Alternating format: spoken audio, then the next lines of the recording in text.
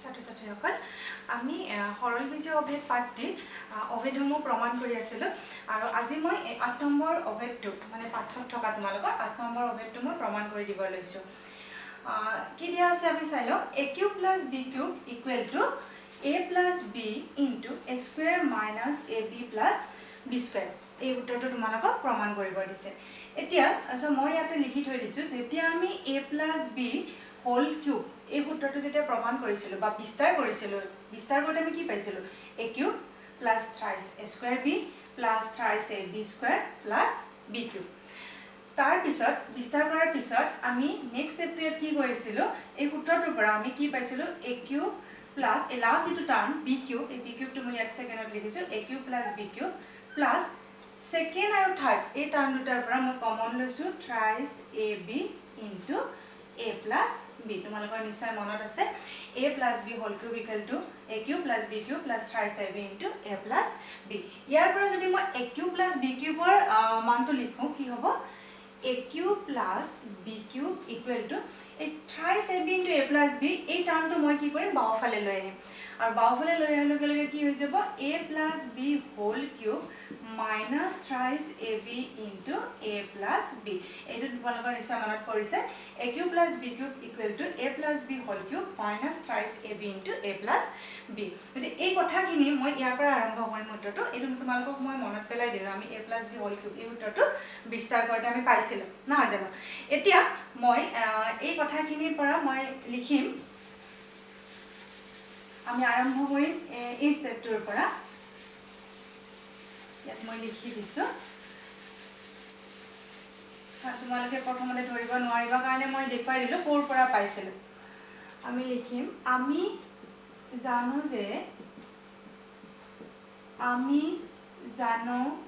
যে a cube plus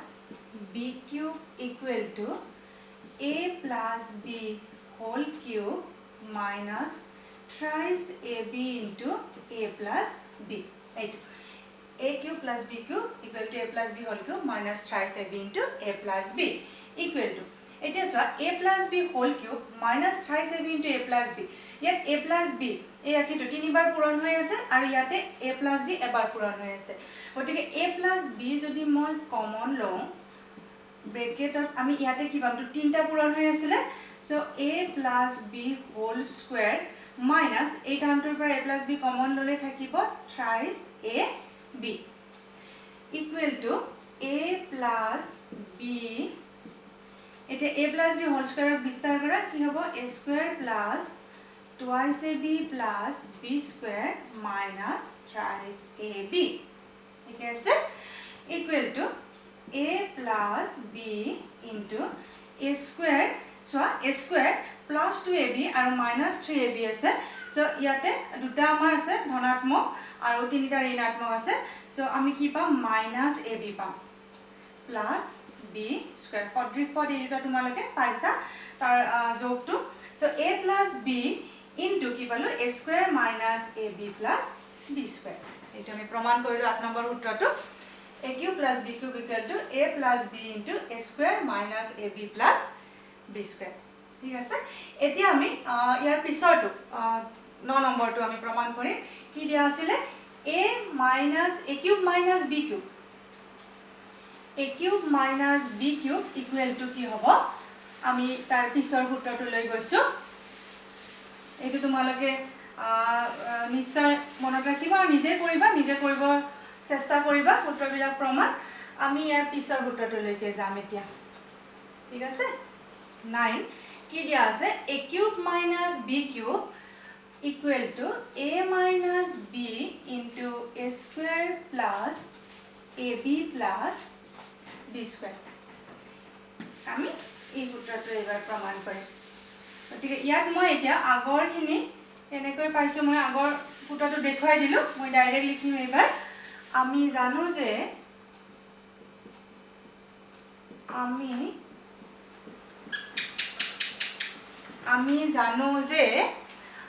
a cube minus b cube কি আছিল তুমি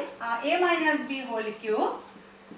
a minus b whole cube minus thrice ab into a minus b to plus thrice ab hobo a cube minus b cube equal to a minus b whole cube plus thrice ab into a minus b etu moi direct likhisu karon ami a minus b whole cube ei sutro tu jetia bistar korisilu tetia ami paisilu thik ase so equal to ki hobo a minus b whole cube aru next time dot a minus b ase puran hoy eta so a minus b moi common lolo আমি পালো ইয়াতে তিনিটা আসলে পুরো so a minus b whole square plus thrice ab equal to a minus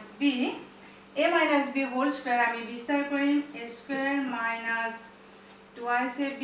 plus b square plus thrice ab equal to a minus b a square একে আমাৰ twice ab সদৃশ পদ এতে দুটা আছে minus twice ab তিনিটা আছে ab plus so plus ab plus b square a cube minus b cube equal to a minus b a square plus ab plus b square আমি এইদৰে 9 নম্বৰটো সূত্ৰটো প্ৰমাণ কৰিলো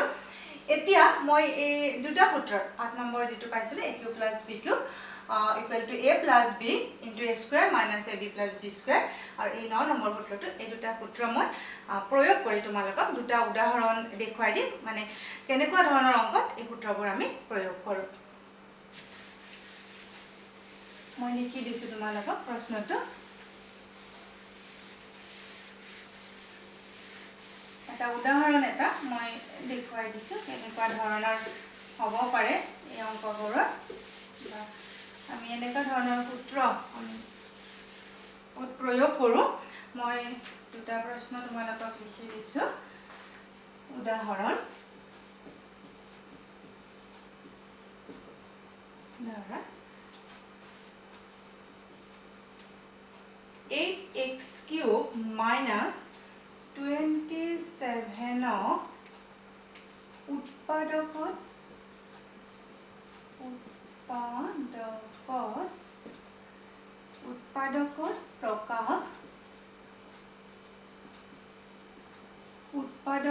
প্ৰকাশ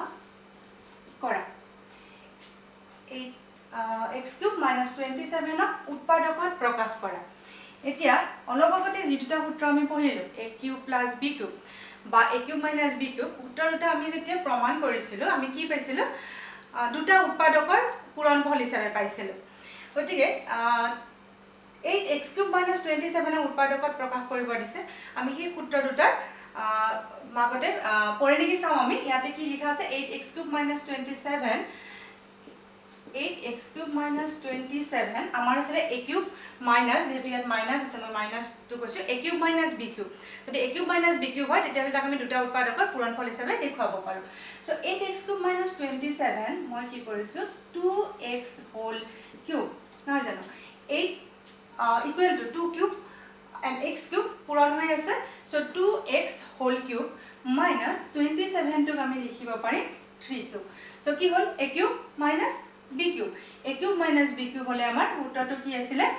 a cube minus b cube a minus b এটা উৎপাদক আৰু আনটো আছিল a square plus ab plus b square so hey মতে মই লিখি প্ৰথম উৎপাদক a minus b so 2x minus 3 2x whole square plus 2x into 3 plus 3 square a minus b a square plus ab plus b square equal to 2x minus 3 4x square plus 6x plus 9 এইদৰে 8x square 8x cube minus 27 আমি দুটা উৎপাদকৰ পূৰণফল হিচাপে প্ৰকাশ কৰিলো বা উৎপাদকত আমি প্ৰকাশ কৰিলো ঠিক আছে মই এটা উদাহৰণ দি তোমালোকক দেখুৱাই দিলো আৰু এটা উদাহৰণ মই তোমালোকক এনেকুৱা ধৰণৰ হয় যে ধৰা এই দুটা উৎপাদক ন এই দুটা উৎপাদক দুটা দিয়া আছে যে পূৰণফল হিচাপে লিখা বা পূৰণ কৰা বুলি কলে কি হ'ব এই দুটা উৎপাদক পূৰণ কৰাৰ লগে লগে ইকুৱেল টু কি হৈ যাব 2x whole cube minus 3 cube 8x cube minus 27 আমি যদি তেনেকৈ চাও গতিকে এনেকুৱা দুটা ধৰণে মই দেখুৱাই দিলো তোমালোকক এনেকুৱা ধৰণৰ অংকবোৰ হ'ব পাৰে বাই সূত্ৰবোৰ আমি প্ৰয়োগ কৰোঁ ঠিক আছে গতিকে তোমালোকে এই সূত্ৰ দুটা চাবা আৰু নিজে কৰিবৰ কাৰণেও চেষ্টা কৰিবা